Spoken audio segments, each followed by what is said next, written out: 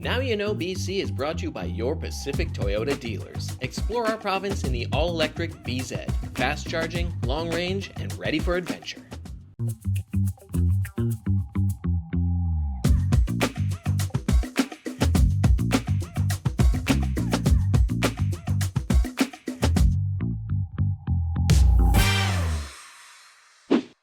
Welcome to Now You Know BC. I'm Bob Kronbauer, also known as BC Bob. And on this show, I introduce you to interesting people, places to go, things to see, things that have happened in the past. You will hear our collective stories. This week, we're talking about electricity in BC. I come from a long line of electricians, and by a long line, I mean two. My grandpa Joe was an electrician and opened up BX radio and TV repairs in Vernon after he returned from the war. And my dad started his own small business, Pete Kronbauer Electric, which he operated for most of his life until he retired a few years ago. The line ended with me, sadly, as I chose to get into the less electrifying position as a media person. Let's dig in. Did you know that when you see a hard hat hanging from a wire in this province, it means that a power line technician got their wings in one way or another? It's true. You will usually see green ones hanging near prominent intersections where there's lots of traffic. There's one near my studio off Main Street in Vancouver. There's a few hanging adjacent and even over Highway 1 on the way out to the valley. And every single one of those used to belong to a power line technician. They hung it up there to signify that one portion of their dangerous journey working on the lines is complete. In order to become a power line technician, they take a year-long technician course. Then they get to work as an apprentice and they're issued a green helmet to signify their status and their role. They apprentice for around 4 years, then they're qualified as a journeyman, and they graduate from that into a white helmet. As a tradition and a rite of passage, they hang their green hard hat on the last power line that they worked on as an apprentice. And they don't stay there forever. The next time the line is worked on, the hat comes down. I've heard stories of people leaving things inside their helmets, messages, bottles of liquids, etc., for the next person who works on the line. Oh, and when you see a white helmet as opposed to a green one on a line, it's the result of a less celebratory occasion. It's in honor of a journeyman who passed away, or it could actually mean that somebody retired from the profession. The white ones usually have a little plaque next to them with initials of the person who it once belonged to. And now you know. We're going to break, and when we get back, we're going to be talking to a couple people that you probably recognize.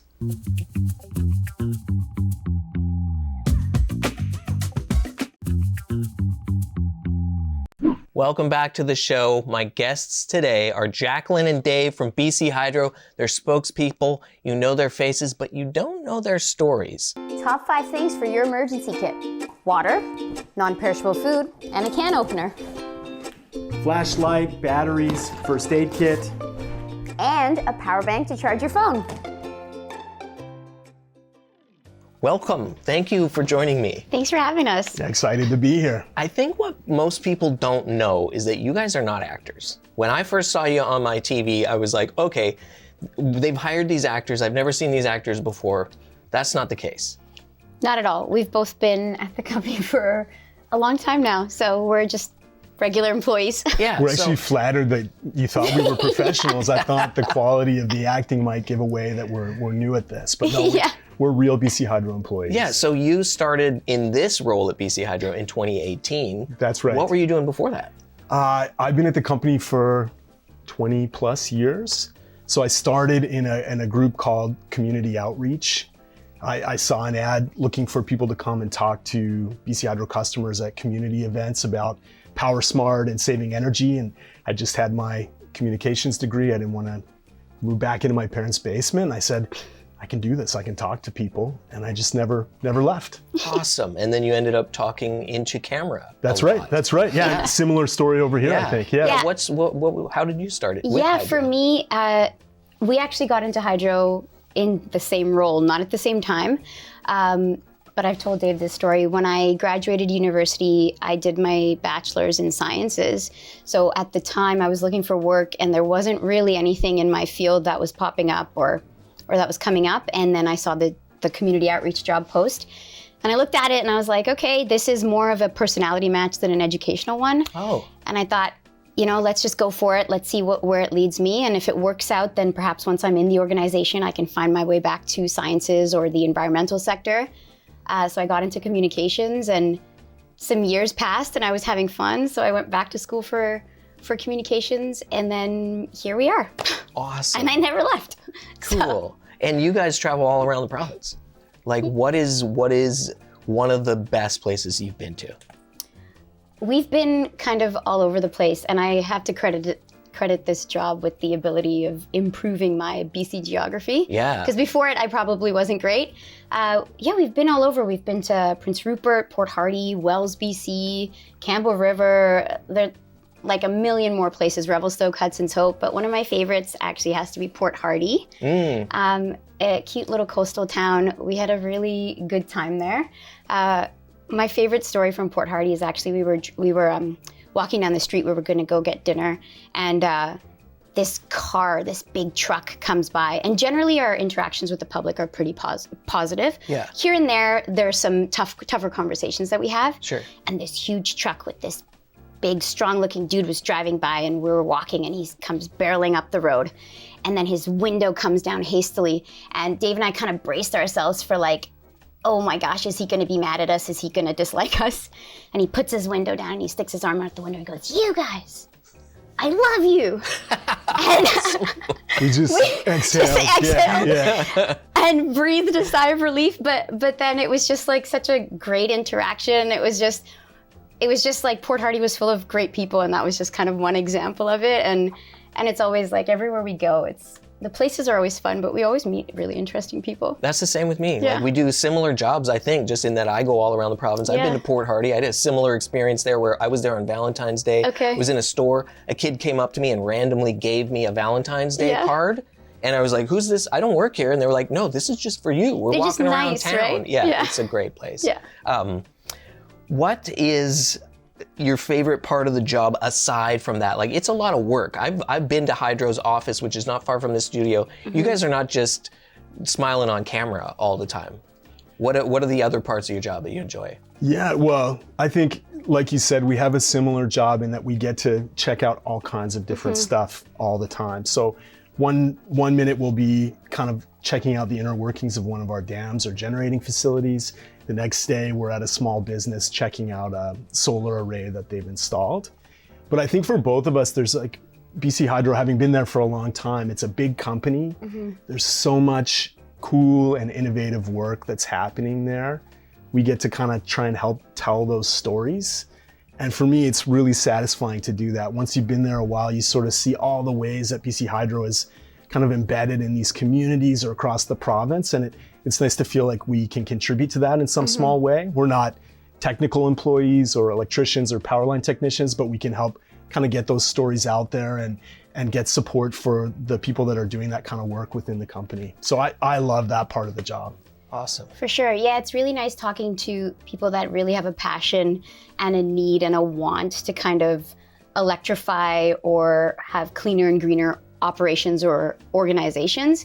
And we're lucky that we get to kind of tell those stories and do exciting things and see the latest and greatest in clean energy technology and fly in an electric plane or go on an electric tugboat or visit a greenhouse that's able to produce fruits and veggies throughout the winter for the province. So Awesome. We're super fortunate. We have a lot of cool work days and yeah, it's been really interesting in this role. It sounds like a super satisfying and Totally. compelling job to get into. Are there any job openings right now with you guys? We'll let you know if you want to send a CV over. We're happy to take a look. Yeah. Awesome. Well, my dad, he was an electrician, so I know a thing or two. But Yeah. a thing or two.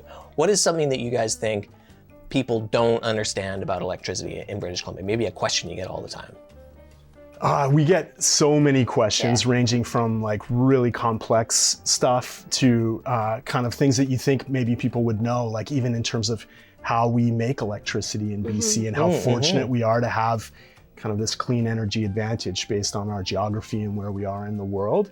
So we try to answer as many of those questions as we can. I think that's one thing that I'm always surprised. A lot of people don't know how much of our electricity that we generate is clean and where it comes from. So we try and kind of spread the word on that. Yeah, like the name itself, BC Hydro, I think a lot of people forget, like that means it comes from water. Hydroelectricity means that it's made from water that is moving and is making this electricity. Exactly. So, yeah, that's awesome. Thank you guys so much for joining me and sharing your stories with our viewers. We'll see you on social media. We'll see you on TV, on commercials. Sounds We'll watch good. for you on the road. Thanks for having us. Thanks so much. Thanks for having us. Yeah. When we come back, Nina is going to be at the Museum of Vancouver talking to some people about neon lights. Electricity touches everything, including our lights, our neon lights.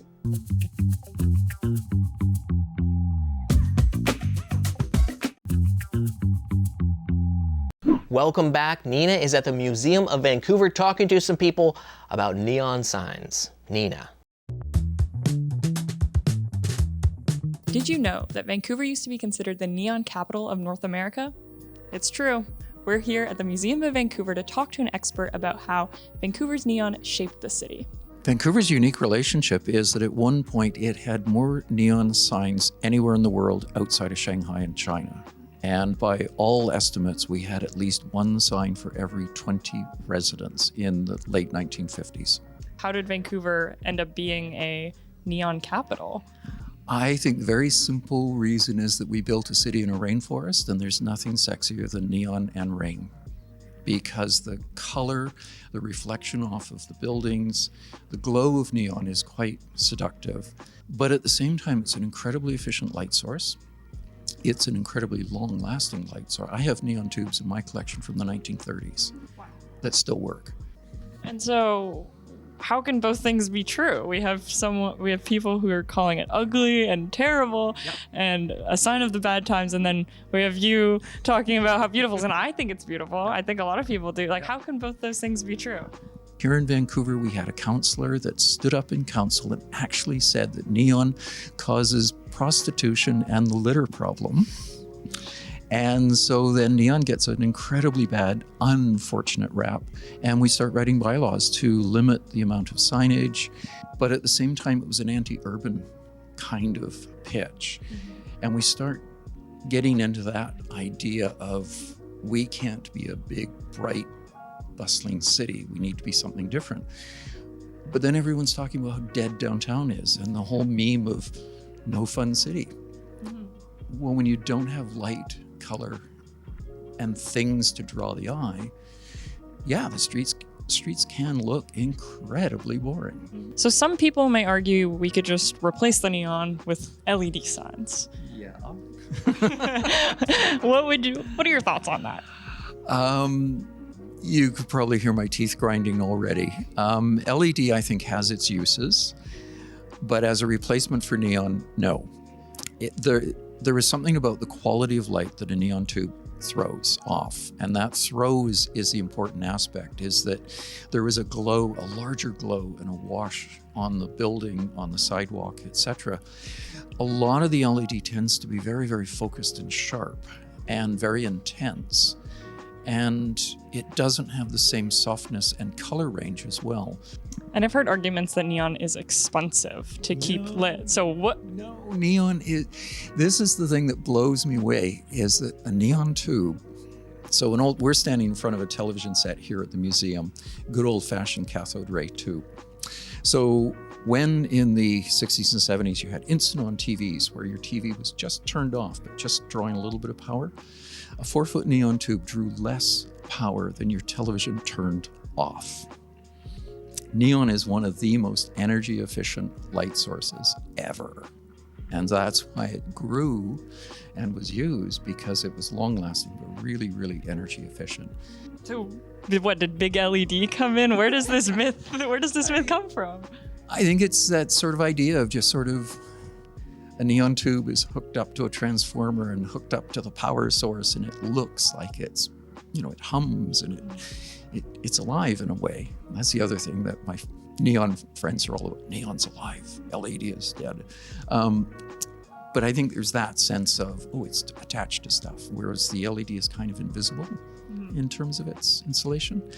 And do we have any neon workers, like people who can build neon in the city today? Oh, we've still got, I mean, as you know, the popularity of this and the signage shifts, and we do a lot of now backlit plastic and things like that. And that's where LED works well. Backlighting, signage, and stuff like that, that can work well. But no, neon, we've got a couple, still Galaxy Signs has got a neon shop. They've worked with the city of Burnaby on the restoration of the Eagle out on Hastings Street. And then Cameron Clow out in Richmond, he runs a small shop, but he did all the restoration work on the museum signs that are down in the basement that may show up at the post sometime in that deal. So yeah, no, there are guys out there that really know what they're doing. I don't think we'd ever be able to get back to 1956 with 19,000 signs within the city. But I think just even in the subtle use of window LEDs and color that we're starting to see, I think there's an appetite for that type of thing. And I think we understand that the streets that we like the best are always the ones that have got really interesting signage. Come down to the Museum of Vancouver and step into the glow. Or take a tour around Vancouver and see what neon has survived. This is Street Survey, and I'm Nina Savage.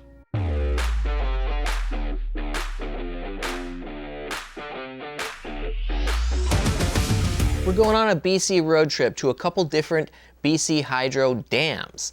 Around almost every single hydroelectric site in this province is a public park, a campsite, or some sort of public access spot, and that's not by accident. It's mandatory. BC Hydro maintains safety and access to lakes and rivers that they have dams on due to certain water rights and the official water use plan that was adopted by the province decades ago. I don't fully understand it, but what I do understand is that the original aim was to balance the act of damming rivers with our right and our desire as the public to enjoy these spaces. In the end, everybody wins. One of my favorite dams to visit is the Revelstoke Dam, just a few minutes outside of Revelstoke. I visited this one last year and it's easily the most impressive one I've seen. The visitor parking lot is directly below the thing, and as you pull up, it feels like you're in a movie all of a sudden. Getting out of your car and standing below it, it's massive in scope. And as you make your way through the gift shop and into the guts of the thing, the movie feeling gets more intense. You walk through a sort of tunnel thing, through an airlock, then into an elevator that takes you way up to the top of it to a crazy viewing platform that looks out over the surrounding area. When you go back down, there's a sort of museum area that tells the history of the site itself and British Columbia in general. Aside from Revelstoke Mountain Resort, this is the best place to visit in Revelstoke. I'm not kidding. Next, and I feel like this one really is a hidden gem. I don't use hidden gem lightly, but the powerhouse at Stave Falls in Mission is indeed a hidden gem. It's just an hour drive from downtown Vancouver, and it's a full-on immersive museum. There's an $8 admission fee to get in, and it's worth every penny. You're literally stepping into a decommissioned powerhouse, complete with all the old turbines and generators and equipment that was built in 1912, and which was shut down in the year 2000 after the new facility was built nearby. It's a National Historic Site of Canada. It's full of exhibits like an old electric car that was built over 100 years ago and which still works, a 100-year-old electric car. And the place is fully haunted. If you ask somebody nicely, they will tell you the stories. And when you're done hanging out in the old haunted dam site, just below it is a park. You can walk down. It's much like a provincial park where you can have a picnic. It's on Hayward Lake. There's a beach to hang out at and some walks to enjoy. There's a ton of other BC Hydro sites as well that you can enjoy all around this province, and some that you can even camp at. Some of my favorite campsites there are at Sugar Lake Dam near Cherryville, Seton Lake near Lillooet, and the Upper Campbell Reservoir on Vancouver Island. Look up BC Hydro recreation sites online, and they've got a whole guide that you can check out. So get out there in nature and enjoy your BC road trip. I will be taking mine in my all-electric Toyota BZ. We're going to commercial, and when we come back, we're going to be in the basement of the Museum of Vancouver talking about electricity.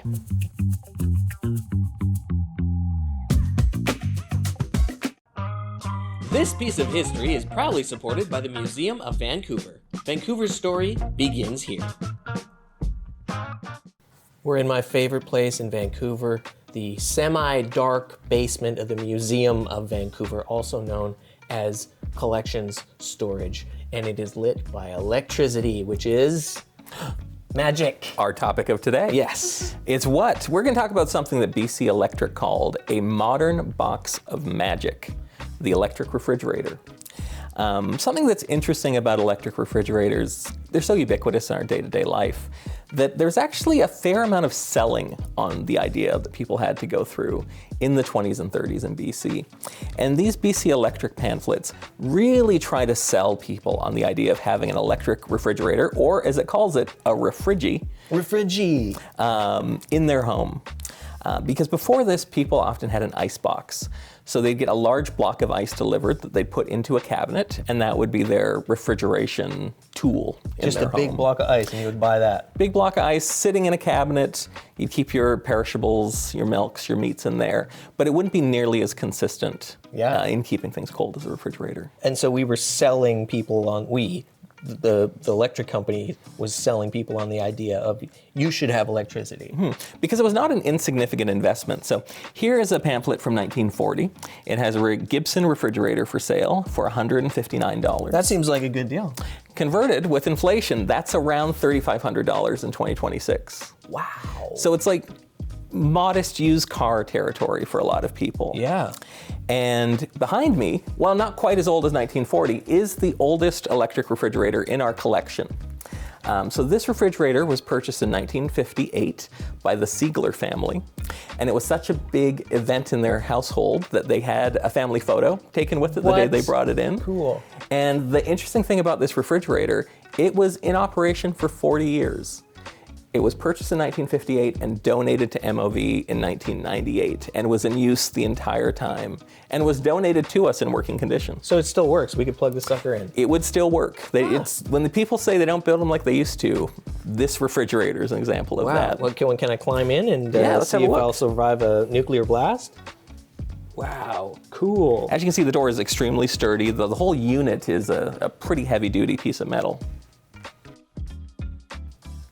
That's wild. So for $3,600, you could also own this magical investment in your family's future. There's all kinds of interesting stuff like this at the Museum of Vancouver. Vancouver's story begins here. That's the show for this week. Big thanks to Jacqueline and Dave and everybody at BC Hydro, show director Derek Wong, roving reporter Nina Savage, editor Arv, and everybody at employee-owned CHEK Media. Follow me on social media for more stories and check out my quarterly digest, the Now You Know BC Almanac at bcbob.ca. You can buy copies there for $25 and subscribe to my newsletter where I do regular giveaways and other stuff. And of course, I'll see you here on CHEK next week when I'll tell you more stories about this great province of ours. And now you know BC.